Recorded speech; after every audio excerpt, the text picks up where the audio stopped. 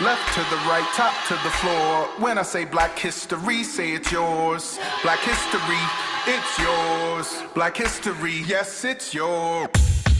And we say it loud and proud again. There's no America without the African. Fighting to get it equal. Black history, the story of the people. Black history, it's yours. Black history, yes, it's yours. It's yours. Only 28 days in the month of February. It's just a kickoff, we don't stop till every textbook and every class give up the glory. The true and living facts of his and her story. People wanna know why we still celebrate it. Road been rocky and we made it, we elated. Our survivors, strivers, fighters, singers. Get us dropping names like we have butterfingers. Rosa, King, X-Truth, the greatness. Ali, Fred, Douglass, these are the basics. But how about Bessie Coleman, the fly aviatrix? Or Katherine Johnson, who helped launch the spaceships? Or Lewis Latimer illuminating homes? Or Dr. Shirley Jackson improving telephones? Or Fred McKinley Jones keeping ice cream cold? I could go on and on till my body get old. Left to the right, top to the floor. When I say Black history, say it's yours. Black history, it's yours. Black history, yes, it's yours. Fought the revolution in both world wars. Black history, it's yours. Black history, yes, it's yours. Black history, yes, it's yours. Gotta say it loud and proud again. There's no America without the African.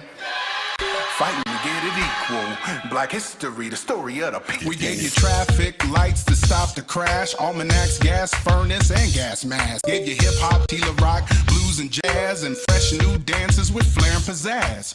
Automatic gear shifts to move the cars. Potato chips and peanut butter in jars. Laundry dryers, home security systems, super soakers and suspenders. I could go on listing. Many contributions across institutions. Supreme Court and Vault Court, it's been an evolution.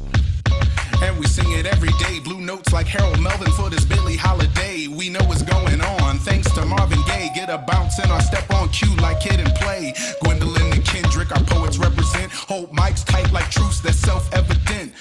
Yeah, we know our heroes fantastic, but gotta remember the forgotten on the Atlantic. We gotta honor our departed, taken from the land where humanity started. Left to the right, top to the floor. When I say Black history, say it's yours. Black history, it's yours. Black history, yes, it's yours.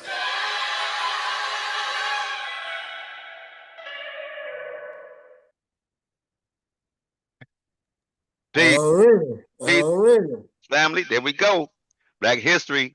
Hey, man, every month, every day. Yes, it's yours. That's right. That's what's up. That's right. Black history is ours every day. Happy Black History Month. And Do it that's right. again. Every day is Black history. Yes, Yeah. it's yours. Yes, right. Do it Hey, again. welcome family. Sankofa 180 degrees at the children's book read. Here we go. That's what we've been talking about, man, all month. Turn your volume down. Turn your volume down. Yeah, every month. That's what we've been talking about every month. Every single month, man. All month actually. You know what I mean? About, the history, our history, uh, you know, teaching, battling what these people is putting out here, man. Like they're changing the history right in our face, and we can't let them do that, fam. We can't let them do that, man. Not in our face, okay? So this is what this is about.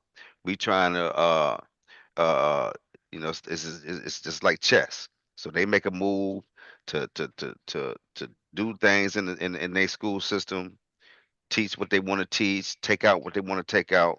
Well, what we here to do is make sure that our Black history don't get lost, right? It don't get lost and it don't get tainted any more than it's already been tainted. All right. So this is what this is about, man. Finding out who we are and to know thyself, right? That's what it's about. Know thyself, man. And this is, and this is to our children, to our kids, to the babies, man. This is important. Y'all silly. Hey, yeah.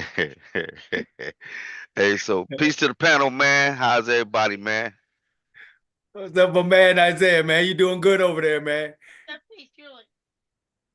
Hey, man, to the panel, man. I'm glad to be here too, man. interested to see what's going on, and love to promote the children's book read. So I'm ready. Yeah. Right. And What's hey up, man, Nico? Sorry, my bad. What's up, Nico? Hi. There's my man. All right. Quick check in. Bam. yeah, there you go. Hey, and I want to send positive healing energy to Queen Carrie. She's not feeling well, family. Let's put some energy out there for some positive energy out there for her, man. All right. This That's right. is a name I've never heard before. And this Compound X. and the same Like and the same thing for Gerald that's and that's this. Unc, feeling too well either, man. But look at him. I'm He on the ready to come up. roll. He ready to roll, That's man. the And that's and, the and look at Gerald. 60%. Gerald, he almost Got back cut. already, man. Compound Almost all the way Z. back, man. Yeah. Already. So that's what he's sounding, man. Look, man, he No, coming back, man. You can tell. I Yeah. when we kicked it Correct. Friday, He and wanna Hey, mute your mic, E. go purely yeah, that straight it is. I don't know, purely straight that. See how it is? I got him. Hey, but yeah, we talked Friday, man, and I was like, that first thing I noticed is, hey, man, he talking good, man. No problems understanding what he was saying. You know what I mean? And you can tell that, he almost able to really concentrate on what we doing here. What I'm saying? He almost back. You know what I mean? So yeah, we appreciate you, King. We really appreciate you, man. Um, Steady work, baby. Steady Shout out work. to you, man. Like, you really are a asset to this group, man. And we really appreciate you, King. We really appreciate you, man. We need you. It's been a journey. We It's need been you a here, man. journey. And just like I told you, man, I really appreciate y'all. But it's been a hell of a journey. And still working on it. And I find the strength from coming around y'all, friends and family. And y'all help build me up. Y'all have me something to look forward to. You know what I'm saying? So couldn't have did it by myself. Needed y'all. And everybody gonna have to bear their own cross. Everybody gonna go through it. You know what I'm saying? Uh, then like you said about Carrie, sending that positive energy to Carrie, sending that positive energy to you up. Y'all just went through y'all that thing. So we all gonna go through it. We need to uplift each other and have each other around for that strength. And like I said, I really enjoyed talking to you Friday, Jamie. You know what I'm saying? Got on late, looking crazy, fell asleep. You know, got on and you right there. Still Yeah, holding it down. And then, like I said, we held it down together. So, man, thank you. And again, we here back again on the first Sunday of the month. And we got the little ones with us. They ready. Y'all see them. that's Y'all right. see Isaiah and Nico, they ready. You know what I'm saying? So I ain't gonna be too long so we can get into them and then them, come on and they can have the rest of their night. Like Palm like love. That's right. Right back That's at right. you, Gerald, man. Really That's appreciate you, bro. that's right, Mm-hmm. King. That's right. And And Jamie had be at the controls no matter what. A couple times, but couldn't help it. But boom, that boy be dead on it, man. Thank you, old boy. trying to, man. I be trying to keep I us was an on hour point. late. I mean, a whole hour late. He's still on there. As soon Right. as I got on, he just say, "No, let me get off." Shit, we chopped it up. You know what I'm saying? So appreciate that, Jamie, for your Yeah, commitment to this group and to what we got going on. Salute, man. Salute. appreciate y'all, man. I appreciate y'all. You back? Unmute yourself if you are, King. All right, we'll catch him on the way around. All right, Isaiah, Nico, peace to y'all, man. How y'all doing, Kings? Good. Good. Mm-hmm. Here. Tell me something good. Tell me something that's good. Good. Silly butt. Hey, hey, hey, hey, hey, but look, man. I wanted to say this though. Now Isaiah made AB honor roll, and Nico missed it by one. He had two A's, a B, and a C. Man, he almost had it. He missed it by one, just one, man. Man, good But job, fellas. Good job, fellas. but they both doing good in school, and I'm proud of these guys, man. Yeah, no doubt. Salute. Salute to them soldiers. Seriously, man. Yeah, All that's right, good man. news right there. Yeah. So without further ado, man, we're gonna get it started. E, you back yet? Unmute yourself if you are, King. Go ahead. Yeah, I'm Thank here, you. man. I'm here. All right. Hey, He is E, yeah, back. yeah. You're I was just welcome. it's on you, E. Oh, happy to be here as always, man. Really looking forward to catching the guys. I'm usually at work or busy, so looking forward to catching them in their entirety, presenting our cultural information, man. So yes, I'm excited. I'm not gonna waste no time on this. Go ahead, guys. It's your day. It's your day. It's your time. That's right, man. Hey, so today what we're gonna do, family, is we doing a video. Gerald, just Gerald's work, man. I mean, he finds these things, man, that's real vital to this movement that we're doing, man. So it's developing positive self-images and discipline in Black children. That's what this is about, and it's by Dr. Jawanza Kunjufu. I said That's a that good Kunjufu, video. Kunjufu. I'm sorry, Kunjufu. Did I say that right? Gerald, Jawanza Kunjufu. I said that right? Kunjufu. Yeah, Kunjufu. Yeah. Yeah. Okay. So I just wanted to put that out there, man. And it's a real good video, man. He teaches, and what he's teaching, man, is we need to take notes and uh you know uh understand what this is about, man. All right. Uh, Anybody else wanna speak? Hey, Nico and Isaiah, you got your pen and paper ready?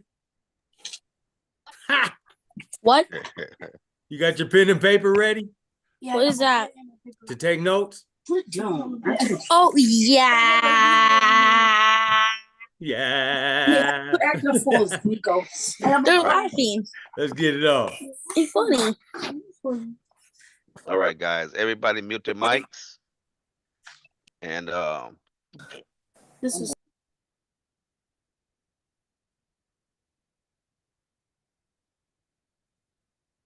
Join Dr. Jawanza Kunjufu for his presentation of developing positive self-images and discipline in Black children. Dr. Kunjufu presents realistic guidelines and positive developmental concepts for helping Black children cope and achieve. Before we look at the workshop on developing positive self-images and discipline in Black children, my major position remains the same. I believe the children are actors, and they act out what they see in us. If the teaching 201 cannot get along to teaching 203, you have the exact same problems with children. If parents tell their children don't do as I do, but do as I say, they have not taught them what's correct. They're taught them to be inconsistent. I repeat, children are actors, and they act out what they see in us. And I believe my workshops can be informative, but they cannot change attitude, and I'm very disappointed about that. I work hard with regards to research, but certain things cannot be changed, especially with regards to attitude. What am I getting at? As we begin to look at trying to close the gap or improve Black student achievement, my major concern is you cannot teach a child that you do not love. And there are large numbers of children in classrooms where they are not loved. I also believe you cannot teach a child you do not respect. And there are large numbers of Black children in classrooms where they are not respected. And then last but not least, I also believe you cannot teach a child you do not culturally understand. In other words, we have integration, or should I be clear, desegregation. But we have many teachers who do not understand the culture of Black children. And you cannot teach a child you do not culturally understand. The program is called Closing the Gap, trying to close the gap between Black and white student achievement, trying to increase Black student achievement. For example, the average white European child on the Iowa, California test is scoring at the 60th percentile nationwide. The average white European child in America on the Iowa, California test is scoring at the 60th percentile nationwide.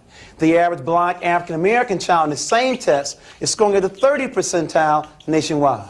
Now, what explains this 30-point differential? There are at least 5 different reasons, and I'm in trouble if you give me more than the 5 I'm looking for. But there are at least 5 reasons for this gap.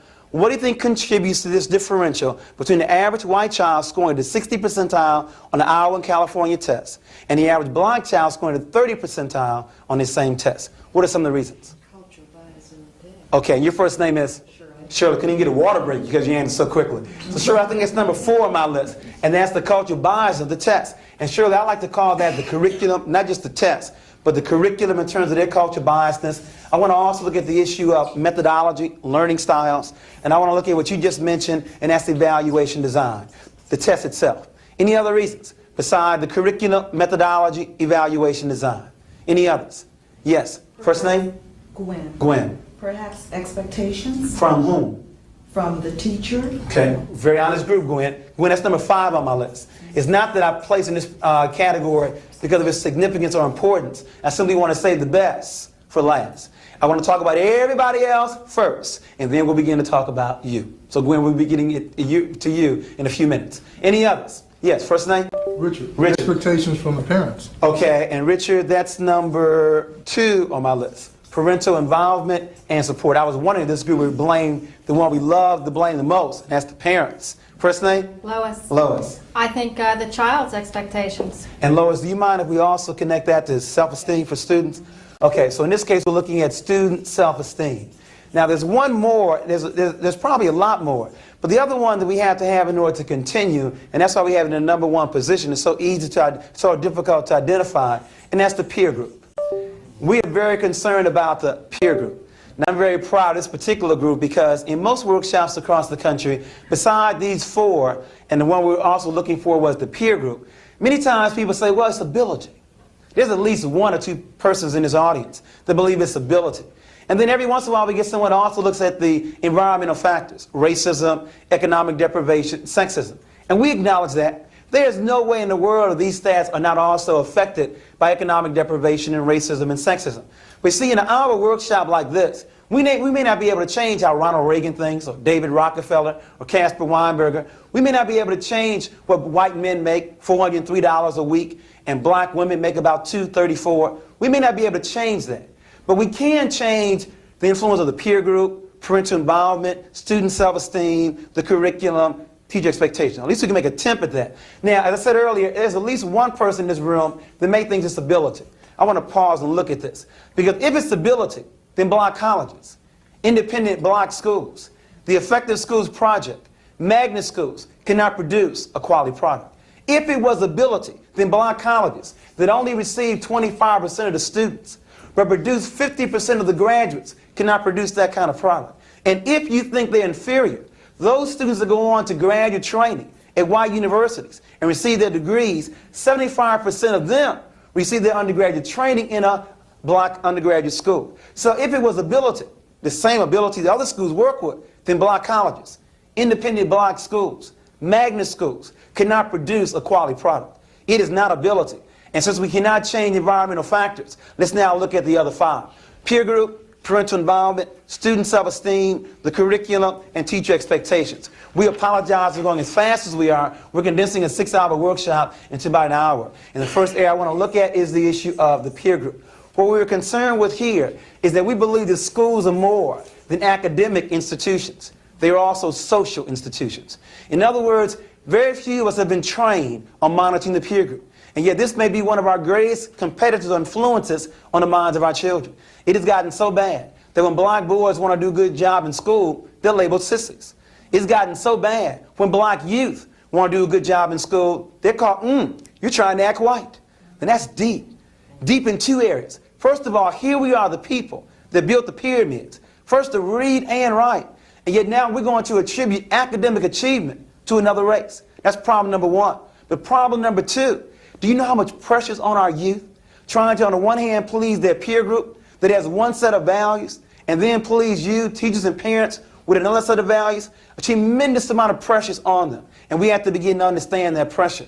We were very much concerned about the Jackie Robinson syndrome. In other words, in the class of 30, we'll have our 1 or 2 black students in our gifted and talented programs. our honors programs, our AP programs. In other words, the Jackie Robinson syndrome all over again. In other words, we're going to take our 1 or 2 top black students and put them in a class of 30 students. Do you know what it's like being the Jackie Robinson of the class? And your peer group teasing you for being in there, and you have to be the only 1 or 2 in that kind of class? There are some other school districts who are trying to close the gap that realize if they want to increase the odds, stabilize black student achievement, 1 or 2 is not enough. In other words, some schools are now looking at, let's say, having 10 to 15 students in that kind of setting. So they can reinforce it not just academically, but also socially. Again, a tremendous amount of pressure, being the only 1 or 2 in the class. And you know what, some insensitive teachers in a setting like this, when they have to discuss a black issue, they ask the black child, well, what do you think about that? Do you know what it's like being the only black child, having to be the authority on all black issues, and you don't want to be black, no way, no how? A tremendous amount of pressure. So if we want to increase the odds, we have to increase the number of students in those classes, because schools are more than academic institutions. They are also social institutions as well, and we have to begin to look at that. We also believe that competition is healthy. In other words, we are very much concerned that many of our children are shying away from academic competition, and they are very much involved in athletic competition. In other words, we believe that competition is healthy. We believe it sharpens your skills. We believe that there's a psychology of performance, or let's be clear, the fear of failure. Many black youth are afraid of competing in academic activities and more confident in athletic activities. And what's sad is many schools allow it, not just in 9th grade. As early as 4th and 5th grade, we have many black youth shying away from academic competition and more involved in athletic competition. As I said earlier, we believe the competition sharpens your skills. And we believe that our youth need to be involved in both of these 2 particular areas. In other words, in integrated schools, not desegregated, in integrated schools, these principals have told me, if I have a 50-50 black-white school, then I don't want a 100% black basketball team and a 100% white science fair team or white debate team. And if it means going extra step, like the Boston Celtics, to get some white ball players, I'm going to do that. If it means going extra step to get some black students in debate and science fairs, I'm going to do that. Because they are committed to having students involved in both academic and athletic competition. Because it sharpens your skills. And we are concerned about that. In other words, let's move away from the varsity approach to academics, where you only have the top 1 or 2 students representing the school. We believe in the intramural approach. We believe in a class of 30 students, let's have 6 teams of 5 players. Let's have everyone involved in athletics. Let's have everyone involved in academics, because competition sharpens the skills. But you know what's sad? Even schools give more glory to their ball players than their scholars. In other words, for the basketball winners, they get these big trophies. For the debate team, they get these little certificates. Where are the pep rallies for the honor roll?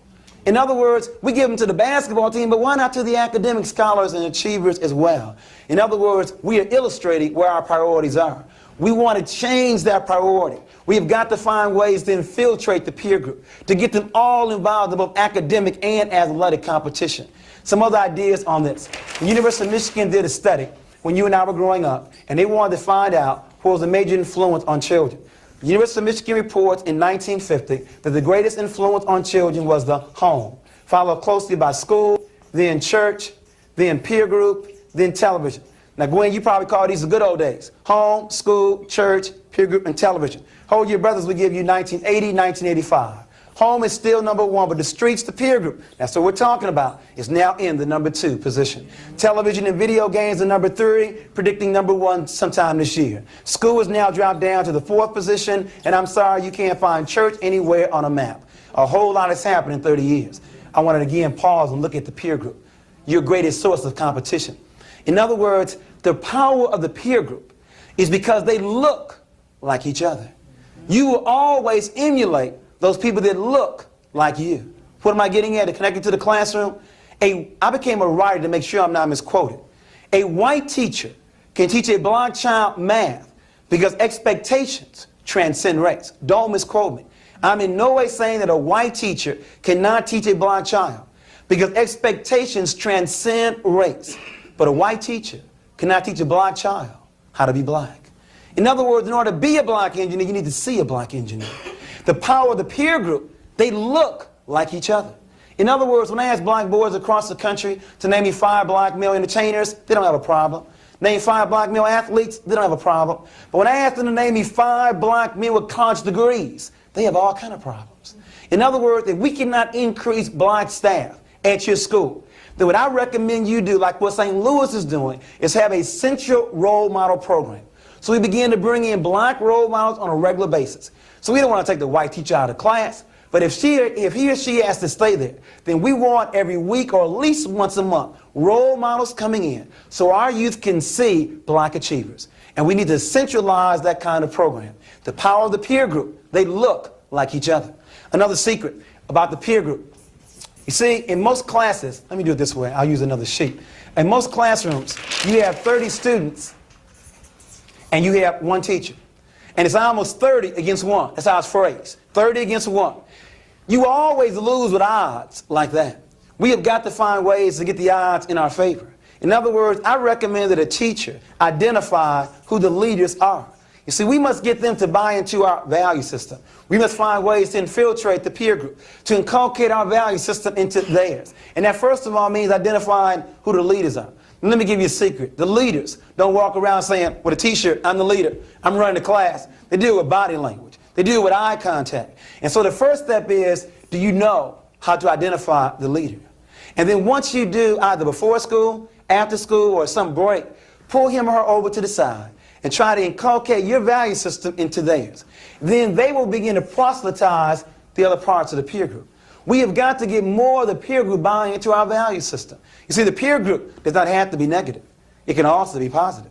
The question is, which value system they're going to promote. We have to begin to look at those kinds of issues. And so we recommend these kinds of strategies for the peer group. We recommend that, first of all, we begin to put more priorities on our academic achievement over athletic achievement. We also recommend moving away from the varsity approach to the intramural approach. We recommend that you identify who the leaders are. We recommend we bring in more role models to our program, provide pep rallies for academic achievement. But my major concern here is that schools are more than academic institutions. They are also social institutions. It is sad to say this, but you could have been doing your job. Parents could have been doing their job. And it all go for naught because the black and Hispanic peer group are reinforced what kind of gym shoes they wear, what kind of clothes they wear, how well they fight or dance, and not academic achievement. This is not theoretical. I was in honors classes when I was in high school, and I was so influenced by my peer group, I flunked the whole marketing period intentionally, trying to get kicked out. Had it not been for my father, who then kicked my butt, I'd had some very serious problems realizing his size 11 on my rear end was more important than my peer group. But let me give you a secret. When you want to reinforce academic achievement, especially for black boys, it becomes suicidal if he's not also involved in the martial arts. In other words, I was still in honors programs, but I was allowed to run track and also martial arts because my peer group did not respect my honors achievement, but they did respect my martial arts belt. We have to begin to look at those kinds of areas.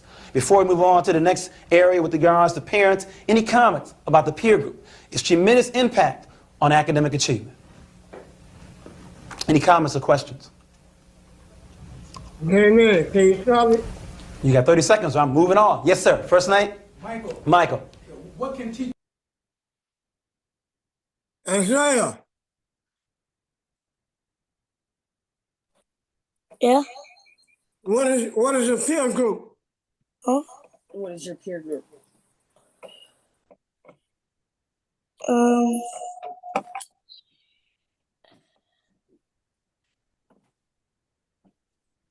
You know what a peer is? Already told you. A peer is someone that I know is it's your friend.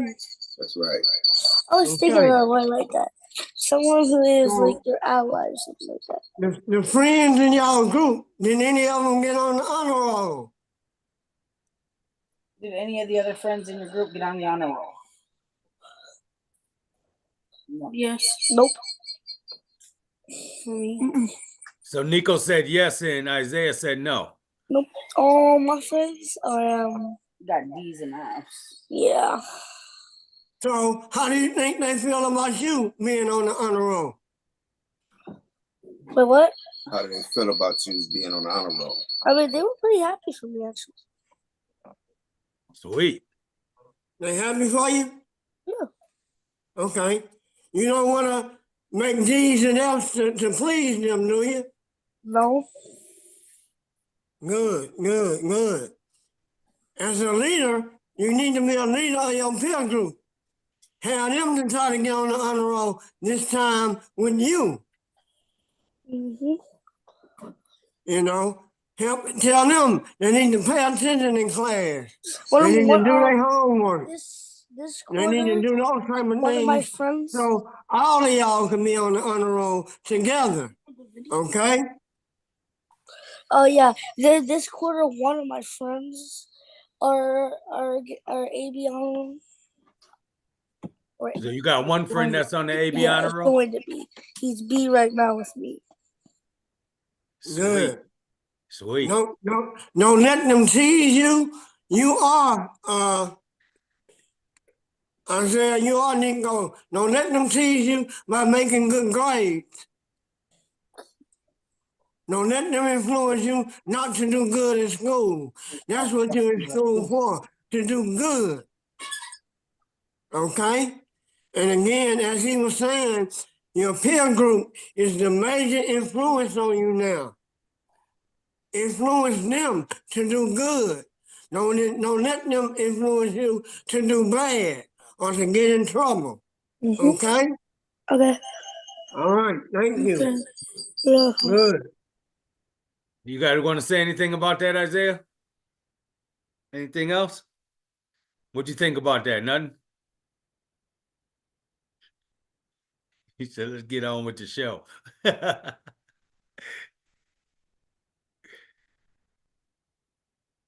good. That's good questions, though.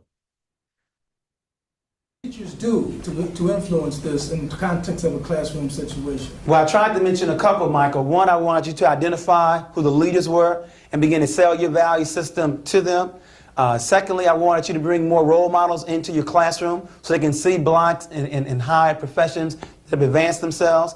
Three, I wanted you to provide, or with your school, to provide more academic achievement in terms of glorifying that, in terms of pepper rallies and trophies and the like. Any other comments about the peer group? A major source of competition. Another area, parents. We're very concerned about the role of parents with regards to our schools. And one of our concerns, there's a distinction between involvement and support. These two words are not the same, but they're used synonymously. And we want to begin to look at that. Parental involvement and parental support. Parental involvement is attending a PTA meeting, baking baked goods for a bake sale, selling raffle tickets for a raffle sale. Look, if I never attend your PTA meeting, but I monitor my child's peer group, I monitor television, we go to the library on a regular basis, that's support. Now, I know you want them both, but between the two of them, I sincerely believe support is a lot more significant than parental involvement. But I do agree, after we get the support, we also need the involvement. So I've begun to look at Head Start, to begin to look at Chapter 1, to look at some effective principles in terms of what they do with our students. And I found there are certain things that they do. First of all, we have to find ways to market our programs. I often ask principals, how many parents are going to be there tonight when I speak to them? Well, I don't know. I sent out 1,000 flyers. That tells me right there, they don't know a thing about black culture. Because the rumor is, if you want to make sure black folks don't find out about it, put in a book. In other words, we are not a written people primarily. It's the oral tradition. If you want me there, call me up. So 1,000 flyers may only generate 10 parents, but a personal invitation, a personal phone call, that's what Head Start does. That's what Chapter 1 does. So they use, first of all, the oral tradition. They find ways to communicate in other ways beside a printed flyer. And then secondly, who determined what the workshop should be about? You see, most schools teach parents the same way they teach children. Well, we decide for them what the workshop should be about. That's a mistake. In other words, if you know that parents are younger these days, are less mature, are changing demographics, then before giving them a workshop on their child's development, why don't you give them one on their own development, on relationships? If you want black men to be there, give them a workshop on a conspiracy to destroy black boys, or how to find a job. In other words, one school district in this country, Cleveland Heights, has a 50-50 black-white school population, but a 97% white PTA. They wanted to bring me in to get more parents to come out, but they were concerned with the title. The title says developing positive self-images and discipline in black children. If they kept the word black in, the white parents may not show up. But if they don't keep the word black in, the black parents may never attend. They decide to keep the word black in and broke a record that night. And black parents say it was the first time you finally gave me a workshop about me. Now, of course, let me be honest. There were very few white parents there, only about 43 of them, about 400 black parents. So the next day, I had to meet with the white PTA council. We're still working on how to get both groups together. But we at least solved the objective. We got more black parents to come out. In other words, what I'm really getting at with regards to this is that black parents have told me, Jawanza, I know I need to be there. But if all we're going to discuss is last month's minutes, some budgetary changes, and a couple of personnel changes with a boring speaker, I'm simply not going to be there. I gave you a clue, a boring speaker. Remember in the oral tradition, the strength of the black church, a charismatic speaker. If you want black parents to be there, not only have an interesting topic, but also the speaker has to be one that's able to keep their attention. It's unfortunate we have to do this, but we do. And we have to find ways to continue those kind of marketing efforts. And then, of course, there's always those we always can depend on. For example, providing food. It works almost every time. Providing childcare. It works the majority of the time. Providing transportation. If your meeting is at night in a low-income, crime-ridden area, you may need to provide security. And then the one that works every time, have the children perform. In other words, parents, black, white, and Hispanic, and Asian, they all love to see their children perform. You know the 100 programs I've been on where the choir, not the class choir, the school choir sang before me. And then the principal said, oh, and by the way, we're bringing Dr. Jawanza in for a 30-minute parent workshop. And to make sure you stay, and then the choir will then come back with their clothing selections. It works every time. We have to find those kinds of ways. And why do we have to do that? We have to do that because before 1954, when we had teachers who lived on the same block, who went to the same church, see, black parents have always trusted the teachers. They've always felt that you were the primary educator. I'm now telling parents, unfortunately, you may not be the primary educator. You may not know what's best for their children. A little later on, we're going to discuss on the conspiracy to destroy black boys, the black children are 17% of all children in this country, but they're 41% of all the special ed children. Now, 17 doesn't equal 41. And it gets worse. If a black child's going to be labeled EMR, LD, BD, 85% of the time, it's going to be a black boy. Now, you see, it's called a staffing, where you have this white principal, white psychologist, white social worker, white teacher, or black in skin but not in consciousness, all telling this parent to sign on the dotted line. And because black parents believe in you, they say, well, whatever you think is best. Now, white parents may agree to LD, but they're not agreeing to the watered-down curriculum of EMR and BD, because they realize that they are the primary educators of their children. And so you can't have it both ways. You can't on the one hand say you want them to be the primary educator, and then when they question you, get offended. You know what they told me? I'm not comfortable talking to teachers. In other words, here we are with our BAs, MAs, and PhDs, and use that kind of jargon vocabulary with these parents. In other words, if you're so secure in your degrees, then why don't you communicate with them? I believe as Jesus said, what you do unto the least of these, you also do unto me. When you are educated, you know how to serve. Many of us are uncomfortable talking with these parents. And so we have to begin to work on those kinds of issues. But some other ideas, because our time is running so tight with regards to parenting. There's a rumor going around that low-income parents cannot produce high-achieving students. Do you believe that? No. There's also a rumor going around that single parents cannot produce high-achieving students. Do you believe that? No. And so we don't believe it either. So my book on images and Reginald Clark's book, Family Life and School Achievement, we looked at that. Low income, high income.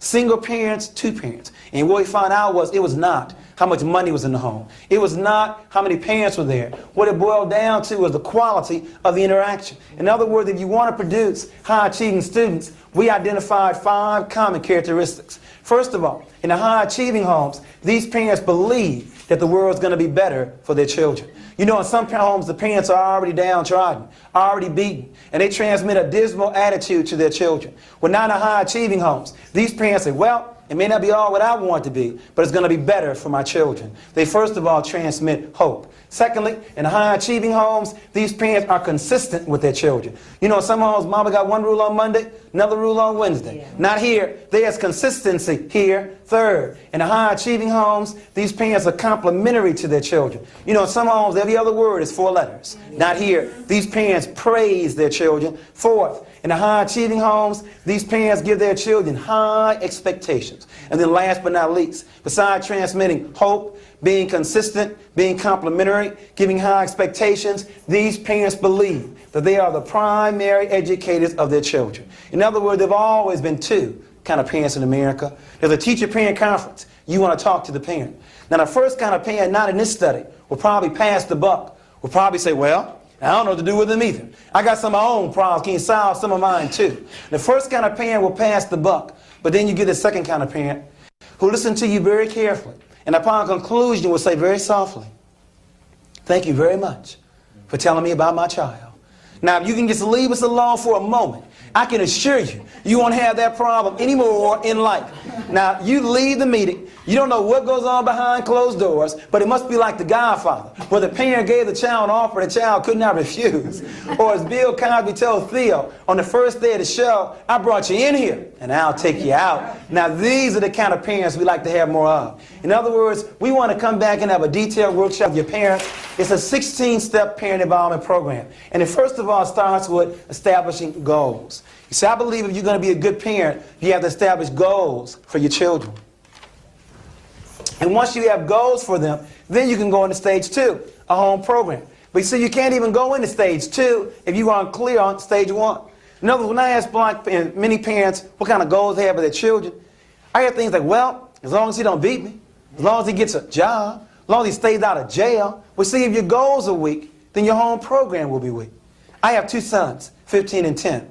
I only have 3 goals for them. First of all, I want them to put God number 1 in their lives. Secondly, I want them to be committed to the liberation of black people. And then third, I want my sons to be the employer rather than being the employee. Now the question is, if these are the goals for my sons, what kind of game plan, home program, or strategy can I develop that will hopefully, and I said hopefully, that's a key word. You see, I control the process. I don't control the result. It's like this workshop. How I give the workshop, my business. How you use the workshop, your business. There's no way I can ever guarantee any of this for my children. You see, I sleep good every night because I understand what I control. I control the process, not the result. But the question is, if my home program is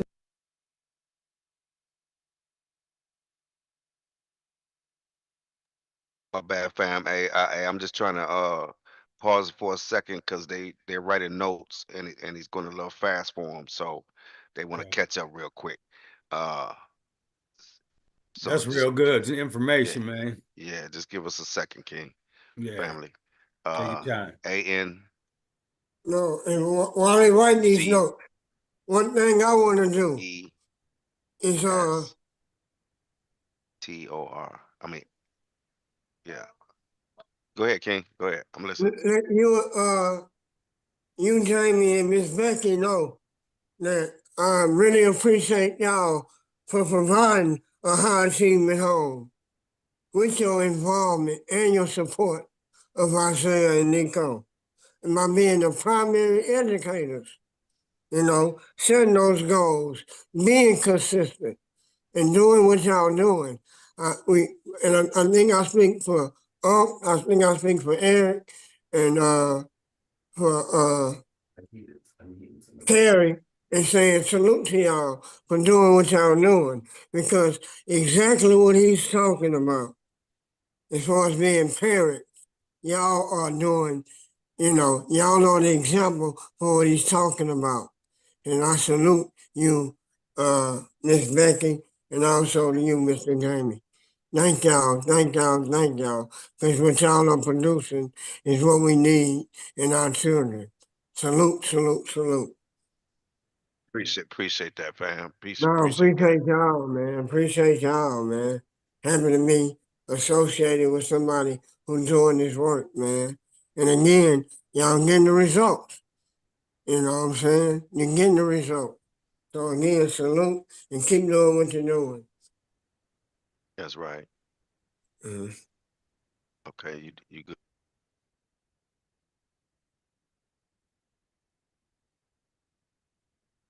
All right, fam. Here we go, man. my process. If I want them to put God first in their lives, should they go to church?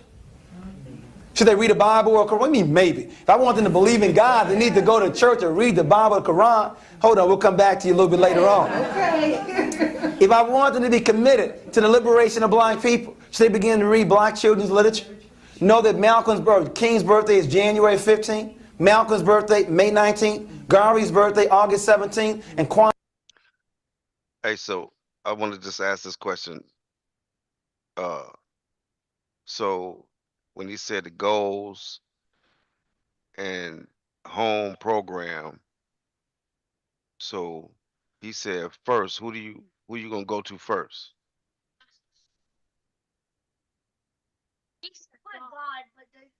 Who you asking? Anybody? Isaiah and Nico. Hey, unmute yourself, guys.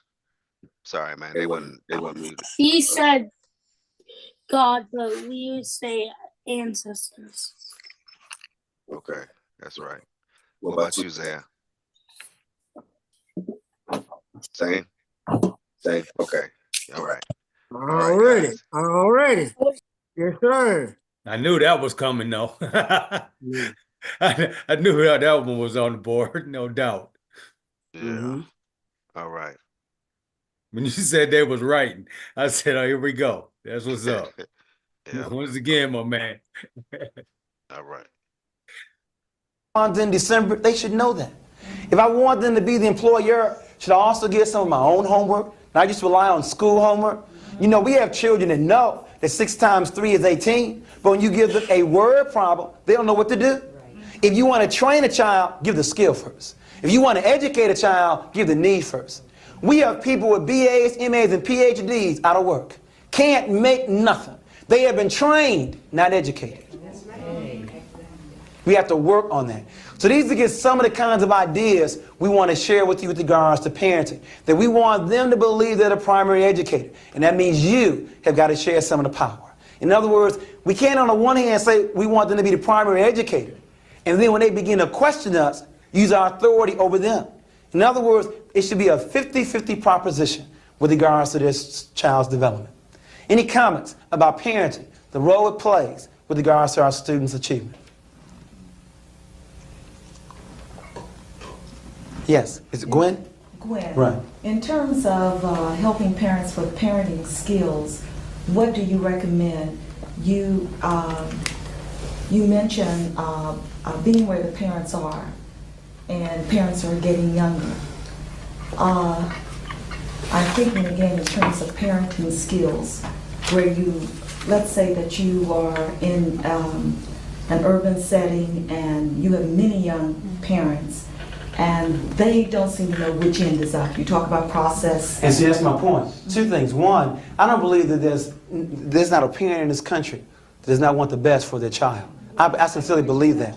But I also believe that before you deal with child development, you have to deal with self-development.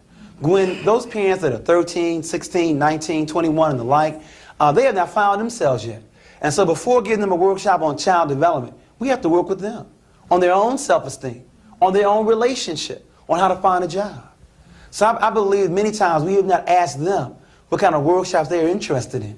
And Head Start is more successful because they ask the parents what they need, rather than us deciding for them what they should have. Okay? Let me go on because of our time. Let me move to the third area, and that's one of my favorites, and that's the issue of student self-esteem. I sincerely believe that education is more than reading, more than writing, is more than math. It should first of all teach our children who they are. You see, if you don't know who you are, then you will not know what to do with your life. And if you don't know what to do with it, then you won't know how to achieve your goals. So Alex Haley raised the question of who am I? And he asked his mother, father, aunts, and his uncles who he was. Some people told Alex they were Negro. Some told Haley they were colored. Others told Alex they were black. Some said they were Afro-American. Some told Alex they were African. And lastly, some said American. Now, we have the only children and some adults that give 6 different answers to a very simple question like, who am I? Again,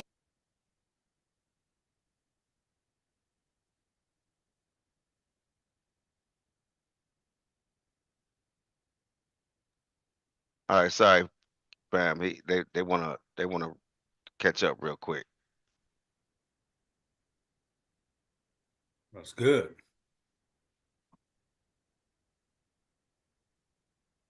That's a major piece right there. All of it is good though. Yeah. But this is for them though. This is the student. Right. The Right. fourth one, black. Which one? Oh, what's that? African American.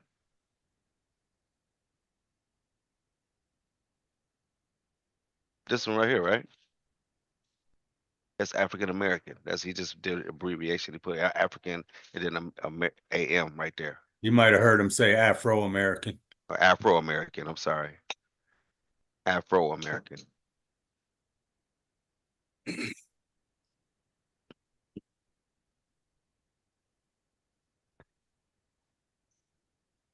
You having an issue over there, dude.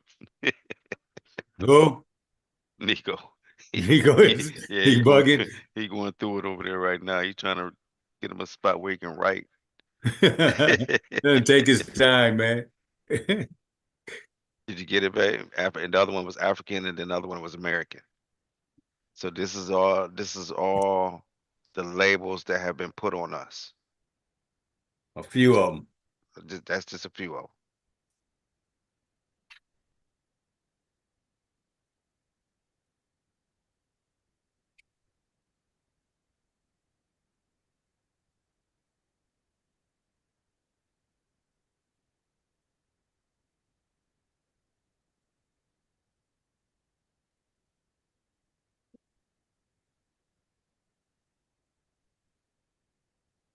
Right there, AF, AF.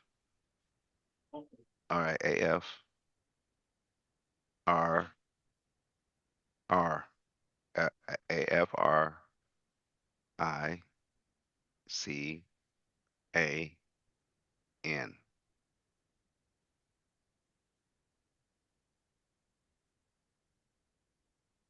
American, yeah.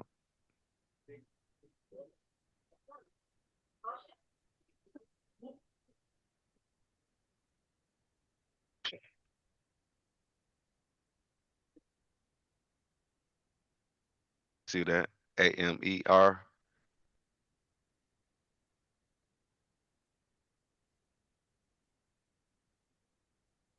EER. MICAN.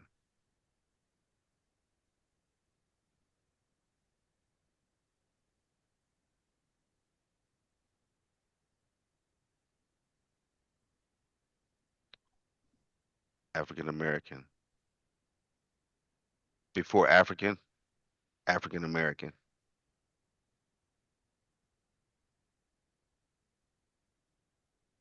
African American. He just abbreviated to AM. Afro American, I'm sorry. Afro American. AFRO. All right. Y'all ready? Okay.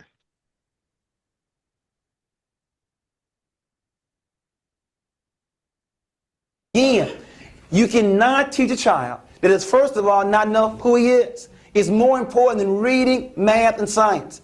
So we began to ask ourselves, why do Germans call themselves Germans? Why do Chinese call themselves Chinese? And we were told there's a land called Germany. There's a land called China. So let's go back to a world map. Germans are Germans, land called Germany. Chinese are Chinese, land called China. Let's go to a world map. Is there a place in the world called Negro land? What about color land? What about black land? What about Afro-America land? There's only two answers left, Africa and America. But be honest, what comes to most of our children's mind when they hear the word Africa? Tarzan? Running around, no clothes on? Be honest. And what about America? Red, white, and blue, and apple pie? That's because of this word right here, which is nothing but his story. You didn't know that? It's all history is. It's somebody's story. You know what I'm talking about. Columbus didn't discover America. He was lost. And the end discovered him. And Abraham Lincoln didn't free any slaves. Or another way to look at it, my story is very, very close to the word mystery. And I want to clear up a couple of mysteries right now. The book is titled Great People, Past and Present. What happened to a people that built the pyramids and yet now live in projects? What happened? What happened to a people that were the first to read and write using a term called hieroglyphics and yet now can no longer read or write? In essence, what happened to a people in terms of Egypt? It's amazing. King Tut came to America and we didn't realize that King Tut was one of us. Somebody mysteriously took Egypt out of Africa and placed it in the Middle East. Now, how do you take a country out of a continent and then call it something else? As a result, we didn't realize that Egypt is in Africa. Egyptians are Africans, and we were the ones that built those pyramids. But my new history book, Lessons from History, Celebration in Blackness, for elementary, and there's also one for high school. You see, we are concerned about some issues here. The first one being, where do you start? You see, we have found that many black youth are embarrassed talking about the history. The Jews, now about the Holocaust, but us about slavery. I think one reason is where you start.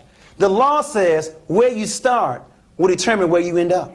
Now, where do you want to start our children? If they start in 1619, they start on a plantation. That means they'll probably end up in a ghetto. But if you start 4 million years ago on a pyramid, they end up being free. Now, where do you want to start? On a plantation or on a pyramid? Because depending upon where you start will determine where they end up. Our first problem is we've been starting in the wrong place. And you cannot discuss 4 million years in 28 days. Black History Month. Now, I'm glad we got the month. It used to be a week. But you can't discuss 4 million years in 28 days. It's simply not enough time. And then the other issue, what are we going to discuss? You see, if all we're going to discuss are names and dates and events, then you can do that in about 28 days. When was King born? 29.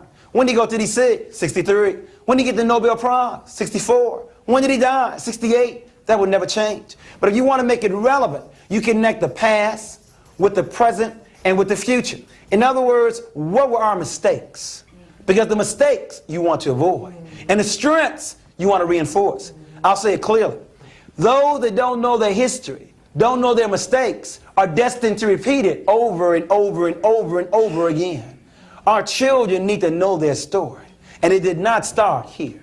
And it should be more than just names and dates and events. But let me calm down and go on. There's still two answers left, Africa and America. But there's a tremendous difference between who you are and where you're born. My hometown, Chicago, the ex-mayor, Daley. If you had asked Daley where he was born, he'd have said he was born in the USA. But ask Daley who he was. Ask him where his roots are. And he'd say his roots are in Ireland. Next stop, East Coast, Philadelphia. The ex-mayor there, Rizzo. If you ask Rizzo where he was born, he too would say the USA. But ask Rizzo who he is. Ask him where his roots are. And he'd say his roots are in Italy. But I think you know what I'm talking about. You and your husband, you and your wife are traveling across the world. And you're pregnant. And you gave birth to a child in Russia. Would your son or daughter be Russian? You're not sure? Next stop, China. And you gave birth to a child in China. Would your son or daughter be Chinese? Well, Hold on. You still not sure? Suppose you gave birth to a child in an airplane in the middle of no place. What are you going to call your child then? Delta Airlines and United Airlines? Just because you're born in America doesn't make you an American. If someone asks you where you're born in America. But if someone asks you who you are, where your roots are, you either say African American or European American or Mexican American, but the who always comes first. Education is more than reading. It should first of all teach you who you are.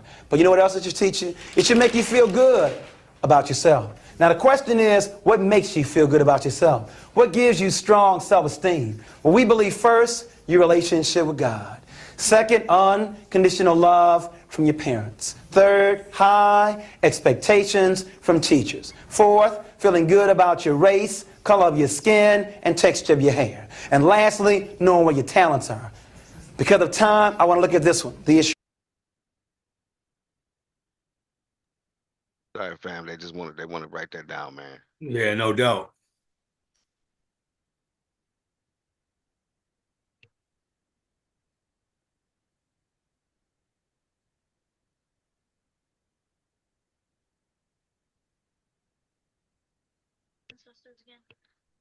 Look at your other notes. A-N,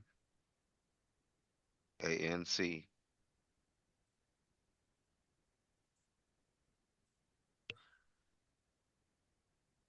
E.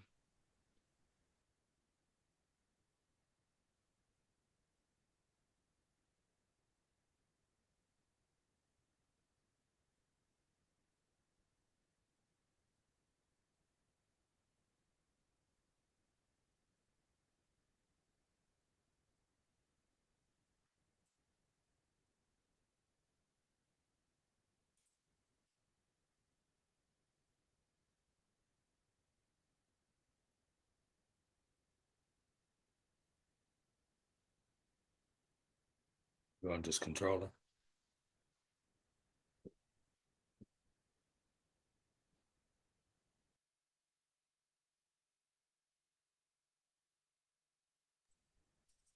And if we as a group looked at this as Black History Month, we would only operate in the month of February, and the rest we wouldn't do nothing.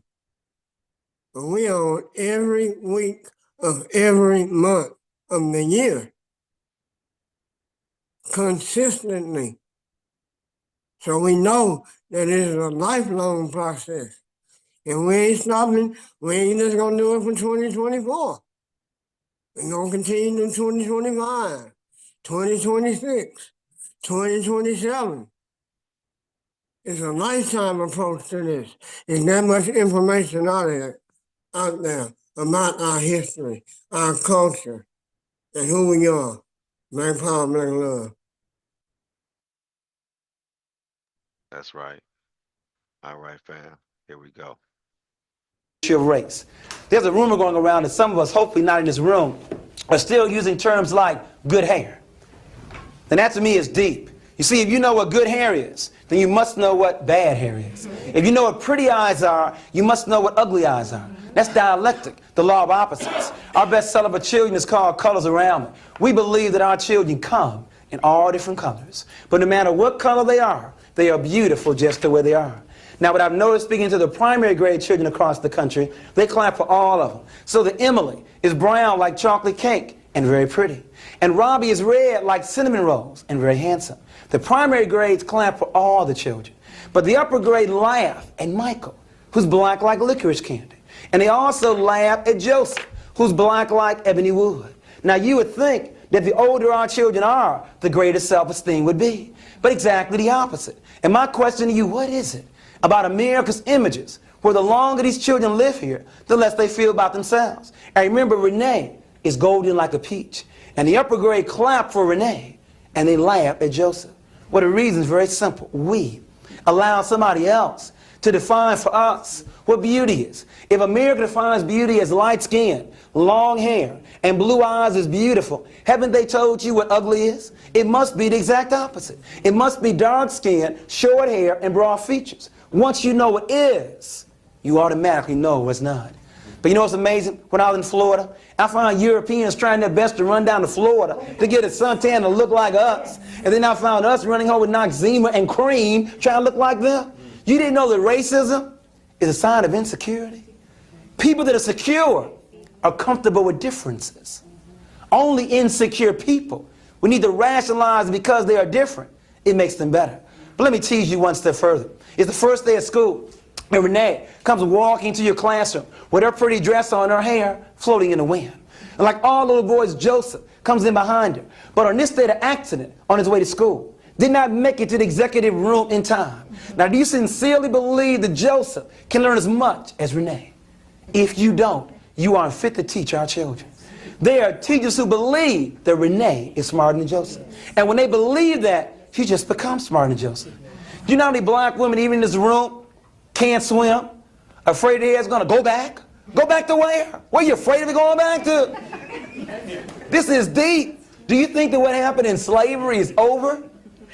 Read Peculiar Institution by Kenneth Stamps, the slave-making process. We have to work on those kinds of issues. Before we go into our next workshop on curriculum, any comments about student self-esteem, the role it plays in academic achievement? I believe you cannot do a good job in school if you don't like the way you look. Yes? How do you attack the racial self-esteem within the peer group? For example, a boy saying she's good looking for a black skin or dark skinned girl or vice versa. How do you attack that in the peer group? What are some ways of looking at it? I think we have to confront it head on. In other words, the real damage now is not done between white and black. It's done among the black peer group, black adults as well. And so we have to confront that. We have to show them the beauty and strengths of their color. In other words, we don't have time to discuss this afternoon, but what are the benefits of dark skin? What are the benefits of your natural hair? See, we hear all about the benefits of being light-skinned or being white or having European-style hair. What are the benefits of dark skin? There are a lot of benefits. Yes?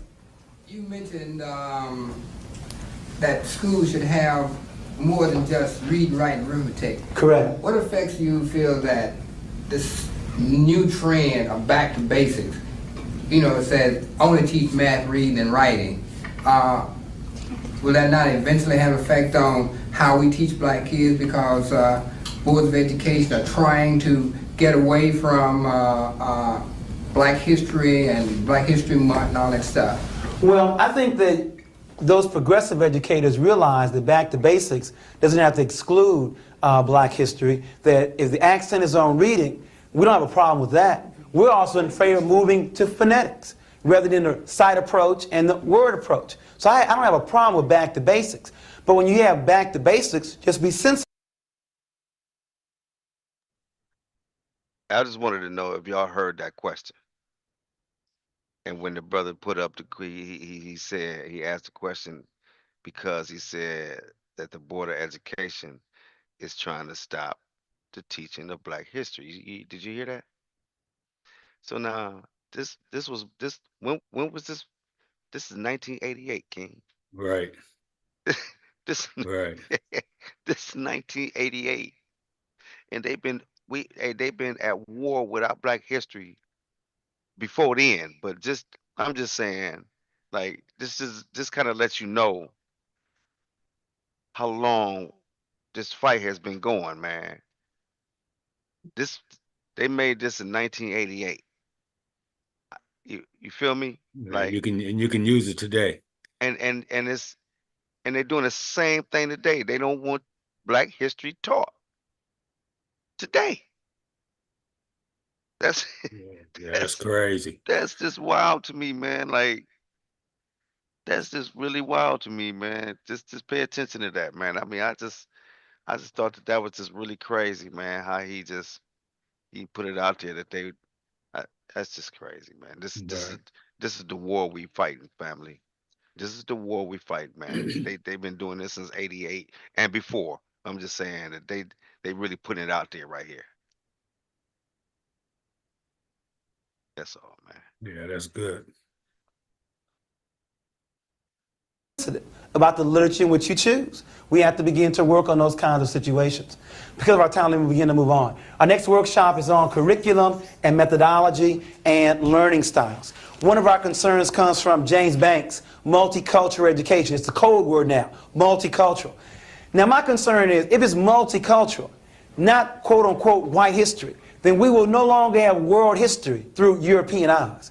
We will put the event in the middle, and we will see what everyone says about the same event. In other words, we'll call this the Asians and Africans and the Europeans and the Hispanics and the Native Americans. I also gave you a clue. This is also the order of world population. We are not the minority. There are 700 million of us living in the world. Asians are first and we're second. We're not the minority. 80% of the world's population has color. We are not the minority. But the point I want to make here is, if the event goes in the center, not a people,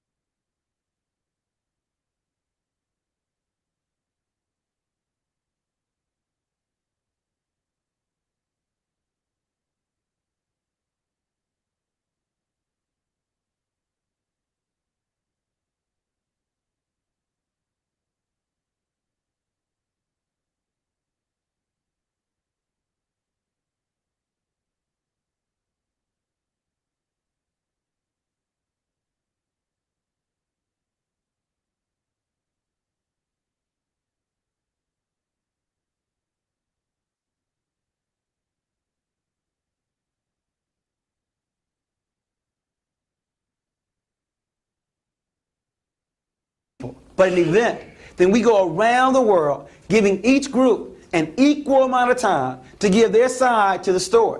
That's what will make it multicultural. For example, if the event was Columbus coming to America, Europeans would say Columbus discovered America. But the Native Americans say Columbus was lost and they discovered him. Same event, but these two groups see it differently. slavery. Europeans would say slavery was good for America. But Africans would say the black family was almost, not quite, was almost destroyed. World War II. Europeans would say World War II was good for the American economy. But Asians would say they were placed in camps in California. Same event, but these two groups see it differently. If it's multicultural, no group is in the center. But when you run the world, then you can do whatever you want. Columbus can discover America. Lincoln can be the one that freed the slaves. You can even make, if you want to, America large in Africa. Africa is 2.5 times the size of the United States. But when you run the world, you can make America large in Africa. You can even move Africa over here and put America in the middle. I challenge you, in your school system, do you have maps showing Africa larger than America? Do you have maps that show Africa in the center of the world? That's exactly where it is. A multicultural education. But beyond content, let's also look at learning styles. The work is from Piaget, from Asa Hilliard, from Janice Hale Benson, titled Black Children, Their Roots, Their Culture, Their Learning Style. Remember when you were in school, it's called a split brain theory. The rumor is they're walking around with half a brain. The split brain theory. Remember, when you were in school, the rule was that instructors teach their subjects, but teachers understand how children learn. There are two sides to the brain. There's the right side of the brain, which is holistic. It sees everything. Very good in areas like music and in sports. That's the right side of the brain. But you also have the left side of the brain, very analytical. It breaks things into parts. Very good in math and in science. Now, it has been said in some private academic circles that people of color are better on the right side of the brain, and the people that lack color are better on the left side of the brain. Now, my question to you, did God go to sleep with black folks on the left, but wake up on the right? Did God wake up with Europeans on their left, but go back and sleep on their right? And before you answer, please remember, 86% of the NBA, National Basketball Association, starters are black. But only 1% of the engineers in this country are black. And isn't it true that all black folks can dance? That we all got rhythm? Is it physical or is it cultural? Come on now.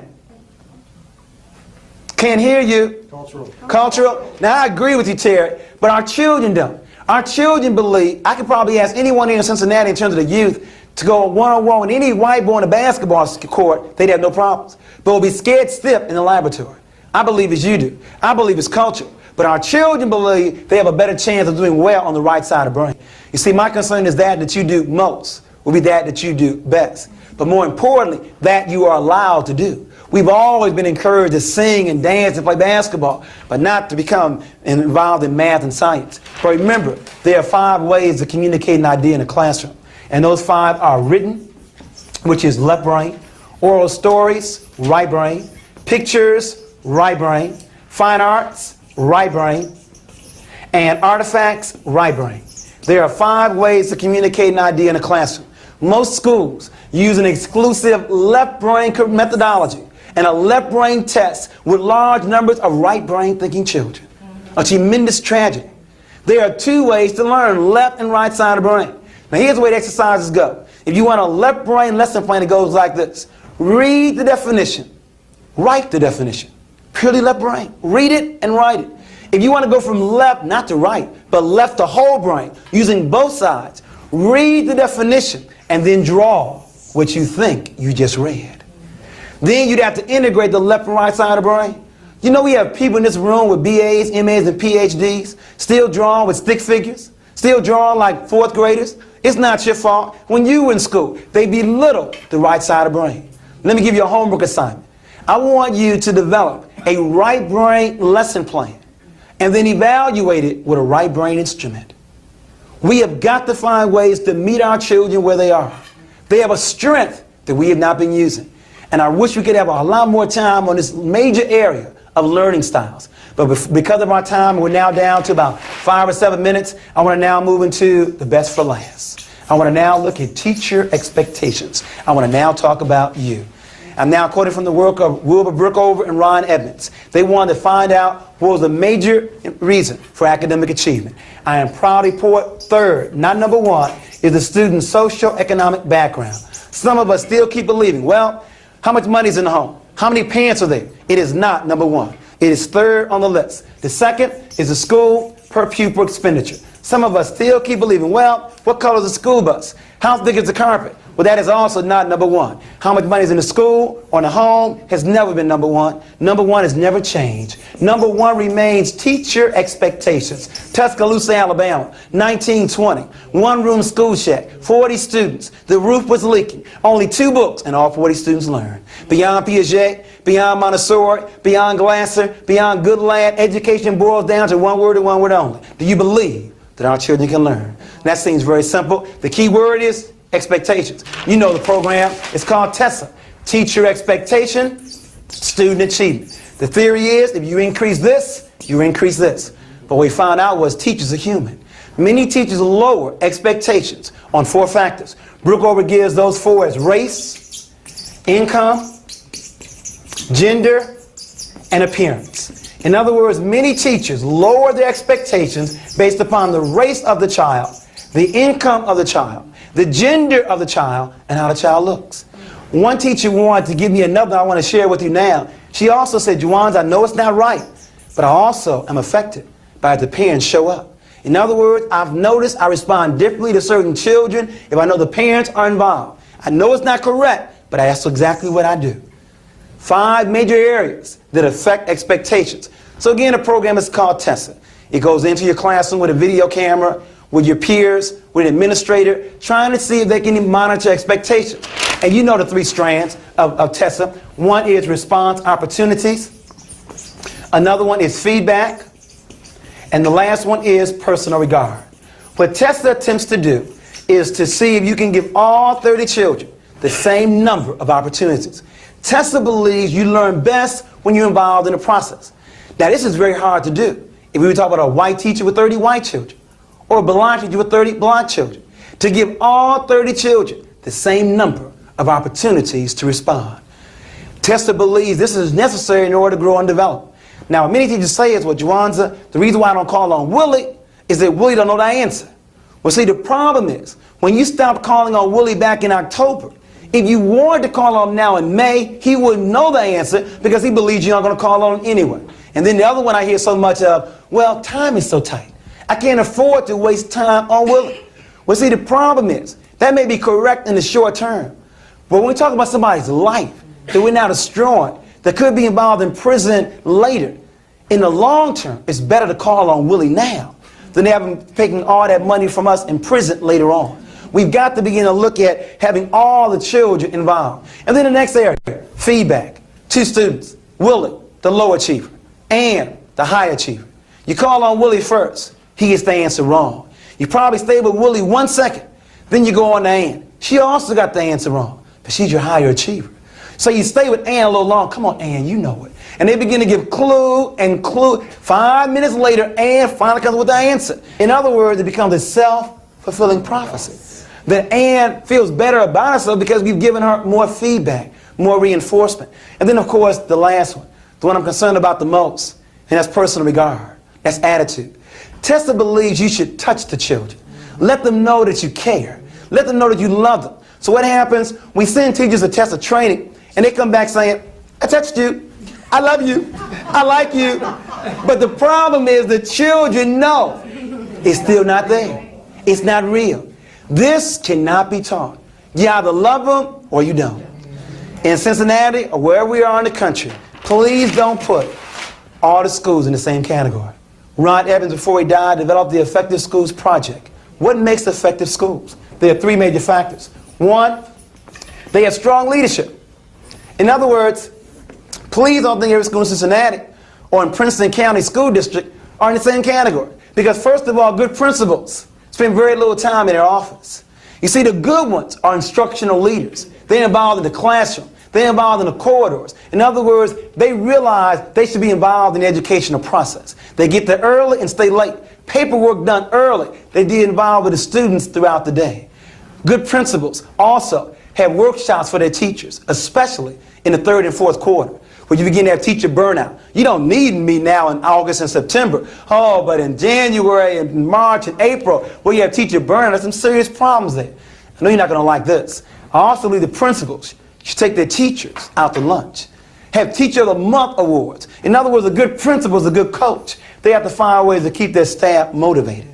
Good schools have strong leadership. Secondly, they have teachers, as I said earlier, who give high expectations. What am I getting at? It has been said that in low achieving schools, the most negative room in the school is the teacher cafeteria. Because in that room, you hear comments like this: you can't help these children. These children can't learn. And you know what happens? For the new teacher just coming in, they get swayed the negative way. But you see, in high achieving school, the principal plants a spy in the teacher cafeteria. They want to know who's making those kind of comments. It's amazing. The good teachers in 201 and 206, you know what they tell me? They don't go to the teacher cafeteria. But the poor ones in 202 and 204, in there all day long. It's amazing how the negative forces do a much better job of organizing than the positive forces. And then the last factor, time on task. There are many schools giving children a lot more time on instruction than other schools. We have to work on these three areas: strong leadership, high expectations, and a lot more time on task. Closing point. There are three kinds of adults in our classrooms: instructors, teachers, and coaches. We have a lot more instructors than we do teachers. Let me define terms. An instructor means just that. I teach chemistry, teach geometry. I got mine, you get yours. And they mean that. They only deal with their subject matter. They don't deal with learning style. They don't deal with motivation, self-esteem. It's not in that job description. I got mine, you get yours. Now you know what's sad? With a high dropout rate, we have a lot more instructors in the upper grades than we need to. Second group, they not only deal with subject matter, but they also deal with learning style. They realize that children have different learning styles. You know what teachers do? They give right brain lesson plans as well. And they use right brain ways to evaluate learning. Not just a test, but hands-on learning activities. And then the last group, they not only deal with subject matter, not only deal with learning style, but they also deal with motivation.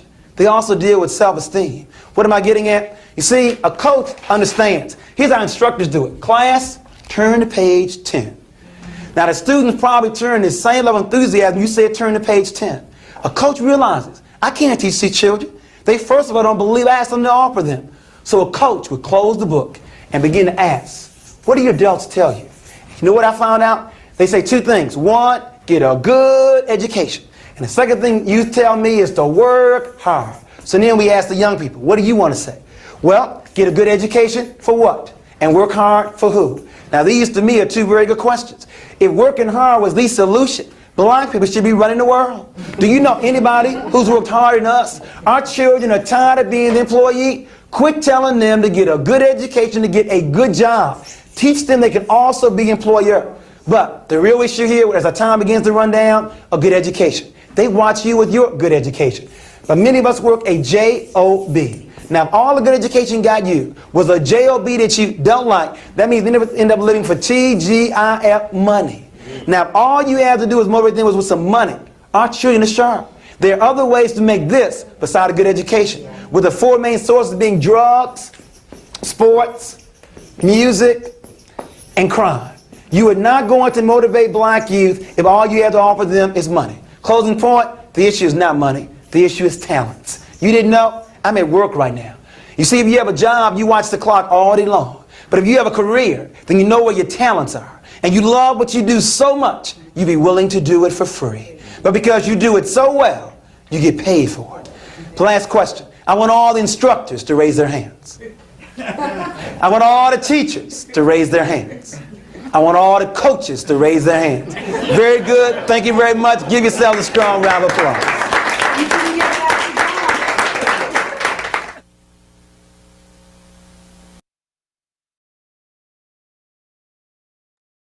Hey man, so Workshop is presented hey, I by just want National to say, Educational man, Consultant, Dr. Jawanza Kunjufu. thank y'all for joining. Can y'all hear me? Y'all can hear me, right? Yeah. Thank y'all for joining, man. That's it for the children's book read. Like I said, Dr. Jawanza Kunjufu, that's who that was, and really, really, really good information, man. Yeah, that's exactly what we should be doing. Turn it down. That's exactly what we should be doing, man. Is definitely participate in our children's education. in every which way, man. I mean, you got to vet the homework. You got to vet what, you know, the book work that they bring. You got to vet it, man, and make sure that you know that they ain't indoctrinating your child, man. You got to make sure that your child is not being indoctrinated. And when it comes by, you just let it be known that you recognize it and that they recognize it as well, man. You know what I mean? That this is indoctrination. This is not education. This is not history. This is indoctrination. And they got to be, you know, and they'll be able to recognize it, man. The more and more they you know read and study and pay attention to you know these type of platforms that we have for them, you know, every first Sunday of the month, you know. So listen, man, I don't want to hold them up any longer. We're gonna do the spin the wheel. We're gonna do the Wheel spin. spin the wheel, man. And Oh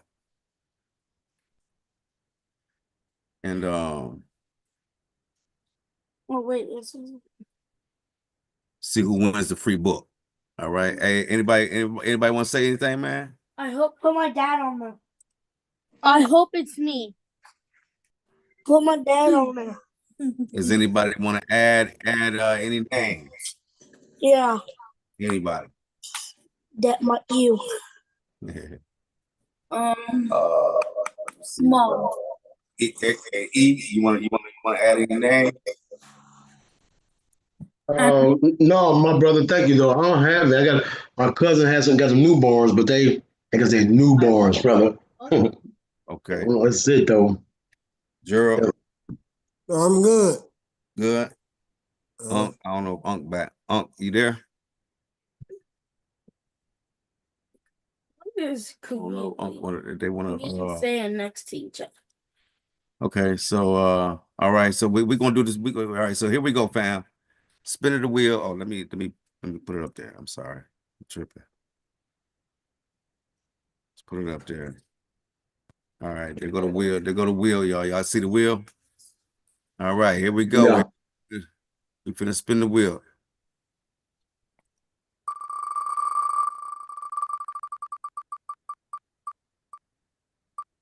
Yeah, that's. All right, Oriana wins the book, y'all. We gotta give.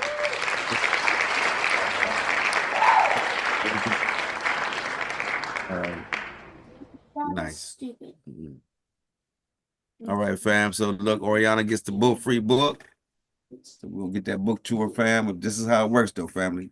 This is how it works, man. We get that.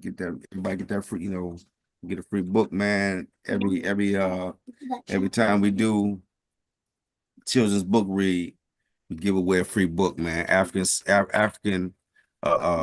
centered book, and you know, keeping our history, man, our Black African history, man. Anybody else want to speak on it, man, before we close out?